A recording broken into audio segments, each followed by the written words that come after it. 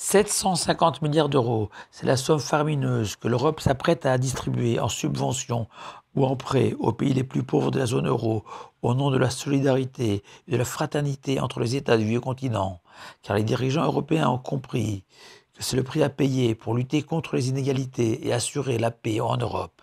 Fraternité, unité, paix sont aussi les thèmes de ce Shabbat Devarim, précédant systématiquement le jeûne du 9 Av, commémorant la destruction des deux temples de Jérusalem.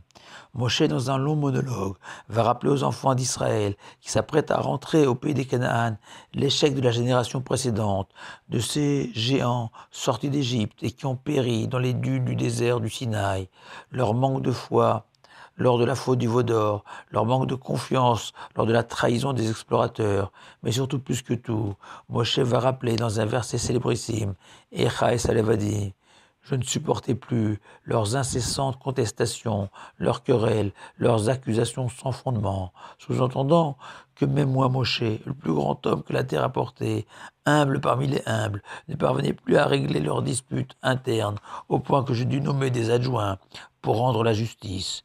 Et en se fondant sur le principe talmudique que chaque génération qui n'assiste pas à la reconstruction du temple peut considérer que le temple de Jérusalem a été détruit à son époque, comme si nous aussi étions responsables de cette catastrophe, de la destruction de ce sanctuaire, seul garant de la paix et de la prospérité des Juifs sur terre. Or, le secret de Jérusalem et de son temple est résumé dans les paroles du roi David. Nos pieds se tiennent devant tes portes, ô Jérusalem.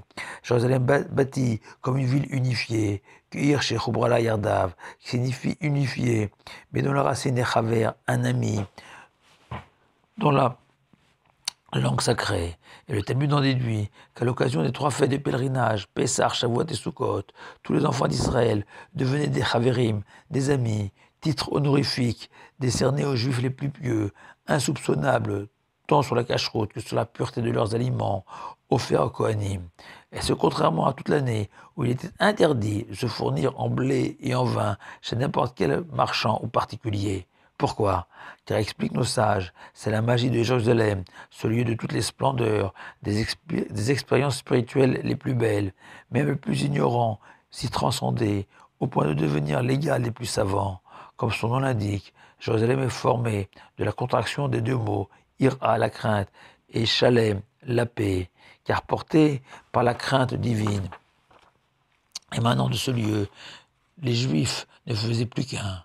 Souvenons-nous que sur le mont du Temple, il y avait jadis un champ où se partageaient deux frères, dont l'un avait beaucoup d'enfants, alors que le second en était privé.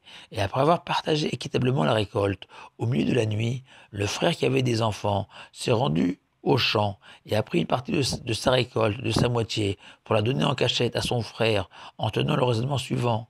Moi, Dieu merci, mes enfants m'aideront quand je ne pourrai plus travailler, alors que mon frère qui n'en a pas ne pourra compter que sur lui-même. Il est donc juste qu'il reçoive un peu plus de la moitié de la récolte. Mais au même moment, le deuxième frère sans enfant a tenu le raisonnement contraire. Il est injuste que je reçoive la moitié de cette récolte, moi qui suis seul avec ma femme, alors que mon frère a tant d'enfants à nourrir. Et l'histoire raconte qu'ils se sont croisés au milieu de la nuit, portant chacun de la récolte pour l'autre. Ils sont tombés dans les bras l'un de l'autre et se sont mis à pleurer. Et une voix céleste a retenti et a annoncé que c'est sur ce mont que je construirai mon sanctuaire. Jérusalem, cette ville qui n'a pas été partagée entre les tribus, contrairement au restant de la Terre Sainte. Pourquoi? Car Jérusalem n'appartient à personne et à toutes les tribus d'Israël en même temps. Jérusalem, comme une ville extraterritoriale sur laquelle nombre de lois en usage sur la terre d'Israël ne s'appliquaient pas, comme par exemple, jamais une maison de Jérusalem ne pouvait être détruite, malgré l'apparition de taches lépreuses sur ses murs. Et voilà que Moshe, notre parasha de Devarim, s'adresse à chacun d'entre nous de manière prémonitoire et nous rappelle que les mêmes causes produisent toujours les mêmes effets et que 1500 ans après les enfants d'Israël dans le désert, rongés de l'intérieur par les querelles intestines. Et à nouveau, le deuxième temple a été détruit, lui aussi, selon le Talmud, par la haine gratuite, et que seule la réparation de cette faute amènera sa reconstruction. Et voilà que cette année, le coronavirus, hormis les morts qu'il a causées, génère dans nos communautés et dans nos familles une nouvelle source de division et de dispute entre les fanatiques des barrières sanitaires et ceux qui les considèrent inutiles, voire insupportables. Rappelons qu'un fidèle, en pénétrant dans une choule, doit s'imaginer en présence de son papa âgé, pour lequel il respecterait scrupuleusement les barrières sanitaires, et en même temps, si l'on voit un fidèle négligent ces mesures de protection, lui parler, l'encourager à respecter ces barrières, comme si la personne négligente était son propre père. À l'heure où jamais la société israélienne n'a été aussi divisée entre riches et pauvres, ashkénazes et séfarades, religieux et ceux qui ne le sont pas, nouveaux immigrants et israéliens de souche, juifs et non-juifs, générant un système politique au bord de l'implosion, il est urgent de se souvenir de cette promesse divine citée par Rabbi Yochanan dans le Talmud.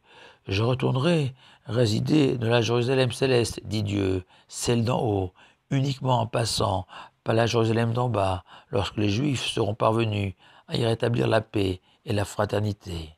Cette paix, fruit d'une volonté acharnée de la bâtir, grâce à une vraie compréhension de la fraternité, cette perception que nous sommes tous les enfants d'un même Dieu, habités du même idéal, sachant pardonner à l'autre toutes les blessures physiques, pécuniaires ou d'amour-propre qu'il peut nous avoir causées, grâce aussi à des sacrifices financiers, et ce, même si nous ne disposons pas de 750 milliards d'euros.